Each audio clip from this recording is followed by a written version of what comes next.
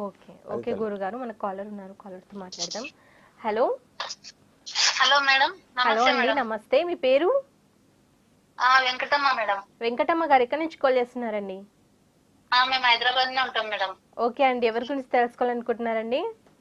మా అమ్మాయి గురించి మేడం. మీ అమ్మాయి పేరండి? వసంత మేడం. వసంత. పుట్టిన తేదీ అండి? ఆగస్టు 28వ తారీఖు 8వ నెల 20 సంవత్సరం మేడం. ఎన్నో సంవత్సరం అమ్మా? 1994. 1994 ఆగస్టు 28వ తారీఖు. అవును మేడం. పుట్టిన సమయం అండి?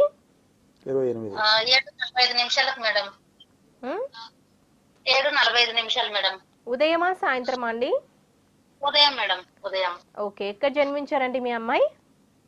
ఇక్కడే మేడం, హైదరాబాద్ లోనే. ఓకే అండి, గురుగారు ఉన్నారు, మాట్లాడండి.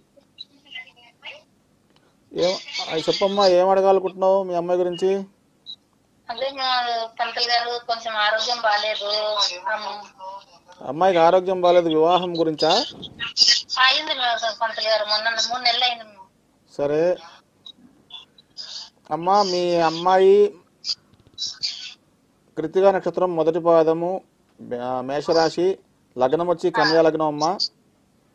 అయితే ఈ లగ్నానికి రాజయోగకారకుడు శుక్రుడు నీచబడ్డాడు కాబట్టి మీ అమ్మాయి ఏంటంటే కాస్త ఇంట్లో వాళ్ళతో సఖ్యతగా ఉండాలి. ఇంట్లో వాళ్ళతో అంటే రేపొద్దున పెళ్ళైంది కాబట్టి కొంచెం ఇంట్లో వాళ్ళతో కావచ్చు, అంటే పుట్టింటి అయినా సరే అత్తగారి ఇంట్లో అయినా సరే ఎక్కువ గొడవలు, అంటే తాను గొడవకి కారణం కాకూడదు ఒకటి.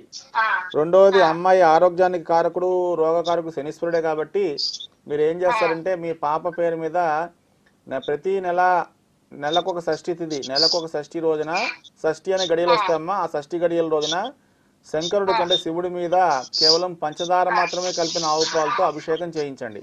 అక్కడ మీ అమ్మాయిని తలుచుకుంటూ, మీ అమ్మాయి ఆరోగ్యం గురించి తలుచుకుంటూ, ఫ్యూచర్ బాగుండాలని అంటే భవిష్యత్తు బాగుండాలని తలుచుకుంటూ ఈ పంచదార మాత్రమే కలిపిన ఆవు పాలతో అభిషేకం చేయిస్తే మీ అమ్మాయి ఆరోగ్యం చక్కబడుతుంది, తొందరగా దారికి వస్తుంది. రైట్. పిల్లలు పంతులు గారు, సంతాన యోగం అంటే పెళ్ళై జస్ట్ 3 నెలలు అయిందన్నావు కదమ్మా. ఇప్పుడు ప్రజెంట్ రాహుమాదశ నడుస్తుందమ్మా. ఈ కలుగుతారమ్మా, కొంచెం ఆగాలి. వచ్చే ఏడాది జనవరి 17 తర్వాత కలుగుతారు. సరే పంతులు గారు. రైట్. ఓకే అండి.